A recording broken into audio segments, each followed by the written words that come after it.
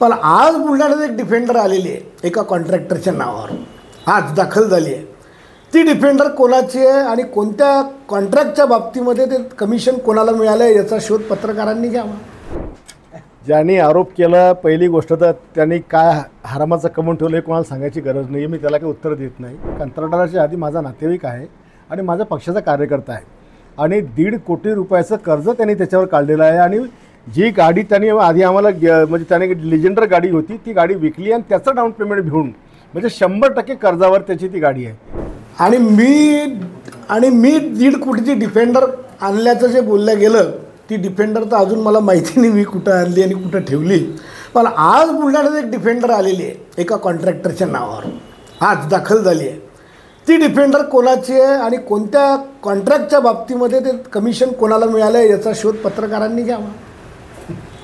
मुख्यमंत्र्यांनी चौकशी करावी काय?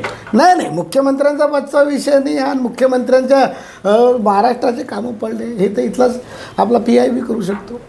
हो, ते डिफेंडरची बरीच चर्चा होते आणि भाजप जिल्हाध्यक्ष विजयराज शिंदे यांनी म्हटलं की मला तर माहीत नाही, मी तर घेतली नाही डिफेंडर, पण काल एक बुलढाण्यात डिफेंडर आली आहे आणि ती डिफेंडर एका कॉन्ट्रॅक्टरनं दिली आणि ती काय कोणत्या कमिशननं दिली आहे ते एकदा विचारपूस झाली पाहिजे. ज्यांनी आरोप केला, पहिली गोष्ट तर त्यांनी काय हरामाचं कमवून ठेवलं हे कोणाला सांगायची गरज नाही. मी त्याला काही उत्तर देत नाही. पण जी गाडी आहे ते निलेश ढवळे हा कंत्राटदाराच्या आधी माझा नातेवाईक आहे आणि माझ्या पक्षाचा कार्यकर्ता आहे आणि 1.5 कोटी रुपयाचं कर्ज त्यांनी त्याच्यावर काढलेलं आहे. आणि जी गाडी त्यांनी आधी आम्हाला म्हणजे त्याने लेजेंडर गाडी होती ती गाडी विकली आणि त्याचं डाऊन पेमेंट घेऊन म्हणजे 100% कर्जावर त्याची ती गाडी आहे. त्याच्यात काय चर्चा करायचं किंवा आरोप कौतुक करायचा विषय आहे. त्या गाडीवर MLAचा सिम्बॉल पण टाकलेला आहे. MLAचा सिम्बॉल माझ्या अनेक कार्यकर्त्यांनी टाकलेत.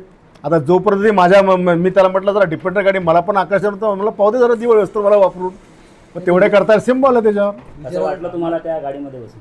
असं काय नाही, सगळ्या गाड्या सारख्याच आहेत, काय फरक नाही. विजयराज म्हणतात की कोणत्या कमिशनमध्ये गाडी आहे, त्या कुत्र्याला काय उत्तर द्यायची गरज नाही मला.